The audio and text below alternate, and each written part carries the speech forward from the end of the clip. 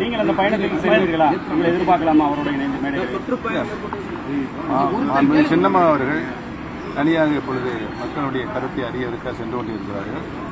நான் கடந்த உங்களுக்கு 2 ஆண்டு காலம் தொண்டர்களுடைய உரிமையை மீட்கின்ற குழுவாக அமைத்து போராடி கொண்டிருக்கிறேன். ஆக 2 பேருடைய எண்ணமும் இலக்கும் ஒன்றுதான். இன்றைய பொழுது பேசியிருக்கிற கருத்துக்கள் எல்லாம் உதயகுமாரோடைய சொந்த கருத்து கிடையாது, ஏதோ எழுதி கொடுத்த கருத்து போல இருக்கு. சில தொண்டர்கள் கேட்டிருக்கேன். எடப்பாடி பழனிசாமியுடைய ஒப்புதலோட உதயகுமாரை பத்தி அந்த கேள்வி கேட்கலாம் சொல்லிட்டாங்க.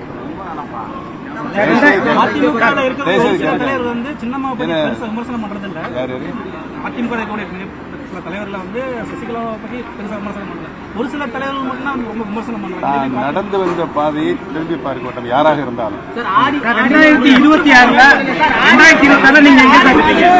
2026 எலெக்ஷன்ல நீங்க எங்க சார் இருப்பீங்க? நான் ஏற்கனவே எப்படி சார் இருக்கும்? நான் ஏற்கனவே இது குறித்து உறுதியான என்னுடைய நிலைப்பாடை சொல்லிவிட்டு, என்னுடைய ரத்தம் அனைத்து இந்திய அண்ணா முன்னேற்ற கழகத்துடைய ரத்தம் என்பதை சொல்லிவிட்டேன்.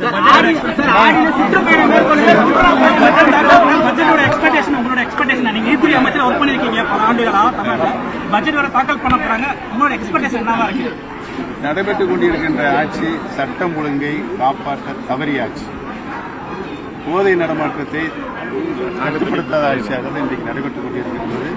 இன்றைக்கு நடக்கின்ற அரசியல் நிகழ்வுகளில் வெளிப்பாடாக இருக்கிறது. மக்கள் கடும் கோபத்தில் இருக்கிறார்கள்.